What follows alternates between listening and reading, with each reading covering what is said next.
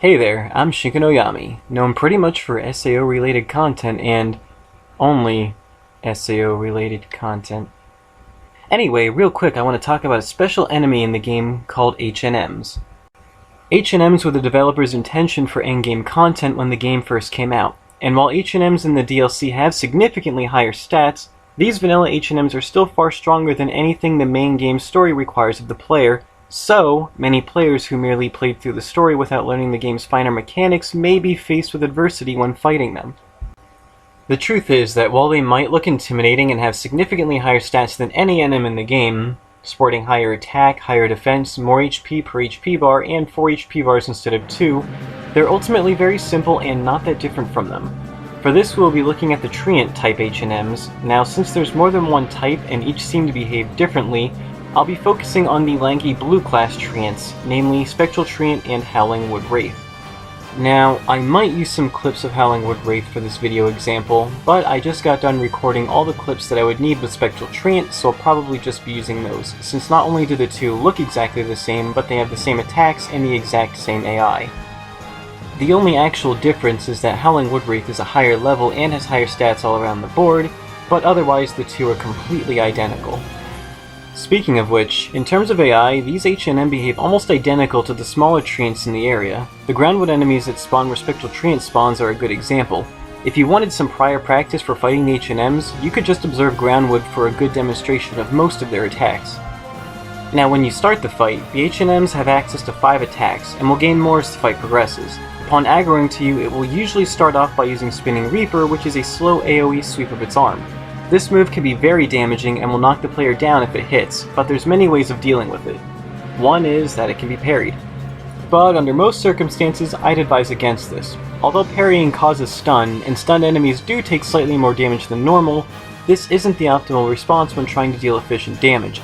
Instead, letting an enemy finish its attack and hitting it with a sword skill during the recovery of that attack will make the enemy weak, causing them to take between 50 to 60% more damage. On top of that, if you time it so that the first hit of your sword skill makes the enemy weak, it will not only increase the damage multiplier by a bonus amount, but it can also push the multiplier past 2 times damage. And if you want to do even more damage, you can bait out this attack and get behind the HNM in order to start a sword skill chain on its back while making it weak, since enemies take about 25% more damage from behind, and there are some buffs that specifically increase your crit chance when attacking an enemy from behind. And now you could try starting a sword skill chain on these HNMs from behind, since they won't attack you right away and instead will take their time to turn around and face you first. And while this does sound good, you want to make the enemy weak with your sword skills so you can deal extra damage and up the damage multiplier, and you can only make them weak by having them attack. Having them take their time to turn around and face you just results in you burning through your sword skill chain too fast before you can start dishing out tons of damage, and ultimately causing you to deal less damage. And now if you're feeling extra tenacious, you can try getting behind the HNM by going through its Spinning Reaper attack with a perfectly timed sidestep. Doing so will not only give you a buff that increases your attack buff cap from plus 250% to plus 300% attack, or times 3.5 to times 4 attack, but it'll also give you an overall additional plus 100 attack, which is also affected by your attack multiplier buffs. So instead of having, say, 100 attack multiplied to 350 attack with a 250% attack buff cap, you would have 200 attack, which is multiplied then to 800 attack with the plus 300% attack buff cap if you perform a perfectly timed side or back step. These buffs are very temporary, so you need to be prepared to make immediate use of them if you plan on using them at all. Or you could do what I usually like to do for style and start the fight by going right into a sword skill chain, timing your skills to chain into Veiled Rider just in time to dodge its attack and rush back in for massive damage. The advantage to this is that the sword skills that I use to lead up to making the HNM weak build up the damage multiplier enough that by the time he is made weak by double circular and I've chained into the next skill, the damage multiplier is already capped at 4 times damage, and my sword skill chain bonus has also multiplied the damage of my sword skills considerably by then as well. Without doing this, you could easily be dealing 10 times less damage or even less than if you were to do this. Keep in mind that Celestial Blades also has some crazy damage multiplier buffs that allow you to hit 4 times damage really fast, and that this isn't reflective of other weapon styles or EX skills. Aside from Spinning Reaper, there's a smaller chance of these HNM opening up with Zwei Strike, which is a double ground pound that's a bit trickier to deal with.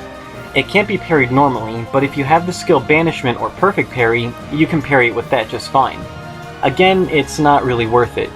You can simply stand off to the side or use the opportunity to get behind it to counterattack. Or you can exact step both hits, or just the last one, and counterattack with the temporary attack buff for massive damage again. Now, if you start a sword skill chain off on the HNM and it opens with Sway Strike, you can continue your sword skill chain while avoiding both hits completely. It's a bit harder than dodging Spinning Reaper, but dodging out early against the first strike with Veiled Rider, before rushing back in and dodging the next hit with another Veiled Rider will let you continue your chain as normal. One property about Zway Strike is that, if you're out of range of its initial damage when he pounds the ground, you can rush through the attack with a sword skill completely unscathed despite its animation still continuing. Also, Veiled Rider has iframes during the flip, so you'll likely be iframing through each strike as the Treant's fist is coming down. A property of the attacks in this game is that, if you iframe through any hit, even if the attack is still going, it can no longer damage you because its damage frame was used up on your iframe. This goes for any buffs or battle skills that offer invincibility as well. If they run out during the enemy's attack, but you already took the hit during your period of invincibility, the attack can no longer hurt you unless it consists of multiple hits. So whenever you see me using Veiled Rider against this attack, and it looks like I should be getting hit upon rushing through each strike with double circular, in reality I'm already eating the hit during Veiled Rider's invincibility frames. Now, against some enemies and in certain situations, Veiled Rider does have a tendency to have your character flip in place instead of being propelled back away from the enemy's attack, due to poor coding causing your character's model to become stuck in the enemy's model and preventing the skill from carrying out its primary function of propelling the player away from danger. If I seem to often criticize this game for being poorly put together without care, it's for good reason. However, you will more often than not still avoid taking damage thanks to Veiled Rider's iframes alone, and you can mitigate the chances of Veiled Rider getting you stuck against this HNM depending on what skill you chain it from. For example, chaining Blazing Spin into Voltage Assault into Blazing Spin then into Veiled Rider to time a dodge against Sway Strike may get you stuck, but substituting the second Blazing Spin for Final Revolution instead has never gotten me stuck. The Treants also have two very seldom used attacks that are easier to avoid than either of the first two. Both consist of a single ground pound that have slow windup and very little AoE capabilities. The first is an unnamed attack that hits directly in front of the Treant, while the second is called Blast Wave and is indicated by a visual track extending forward from the HNM to show what direction the shockwaves are going to travel. Both can also be parried, but offer the player way too much opportunity to get behind the HNM or flank them from the side. I would, however, advise against taking advantage of an HNM's backside to abuse for extra damage because all HNMs have a revenge technique triggered by the player being behind the HNM. This technique executes incredibly fast, hits all around them, and knocks the player down on contact. For Treant HNMs, this is a stomp. The move has between a 30-second to a minute cooldown before the HNM can use it again, starting from the moment they're first aggroed, meaning that you're safe from the attack at the beginning of the fight. This also means that you can bait the attack out and then safely punish their rear during the cooldown, as it's not terribly hard to avoid if you're paying attention for it. Now, I do have to say that this is a little counterintuitive to the HNM's design to have this move, as the Treants already have an AoE move meant to keep players from attacking safely from behind that is telegraphed to the player, while the fast, janky animation of the AoE stomp meshes very jarringly with the rest of its moves and seems to exist as a middle finger to the players. However, the move does have a pretty decent amount of frames where you can make the HNM weak with a sword skill after using it, so be sure to punish away. And while the attack cannot be stopped with parry, you can still deny it with banishment or perfect parry for some added disrespect. When the Treant drops down to 3 or less health bars, it gains 3 new actions. One which has them charge towards you like all normal Treant tend to do, which does absolutely nothing but give you an opportunity for free hits. It used to be used for the HNM to close the distance with you because it was so slow in the original version of the game, but since version 2.01, the HNMs have all been given hilariously fast speed, rendering this move completely pointless and making it feel equally as pointless when it uses it in battle, because again, bad design. The second move it gains is Scream Guard, which the Treant uses to give itself a defense buff, but ultimately amounts to giving you even more free hits, especially when it already has the defense buff and decides to use the move again.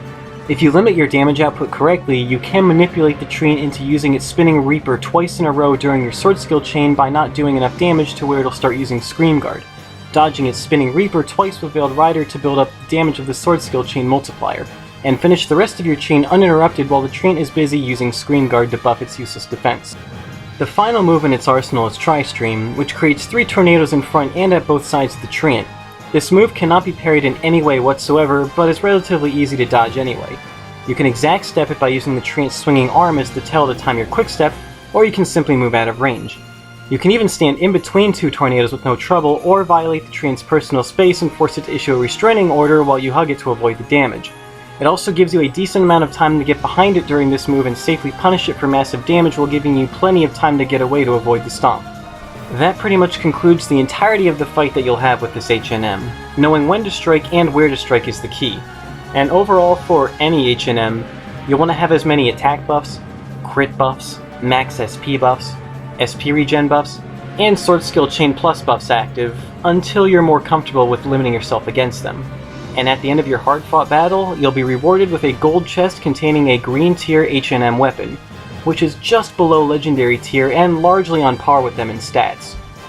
And for killing Spectral Treant, you'll be rewarded with Necro Silver, a badass scimitar resembling Riku's Soul Eater from Kingdom Hearts. And you'll have Riku's battle pose while wielding it too. How about that? Its base attack power is always set, but it can come with up to plus 58 strength and dexterity, 0 vitality, and the parry time and damage multiplier bonuses you see here. Though be prepared for the vitality to likely have a negative value when you first get it, but that can be fixed with enhancements anyway.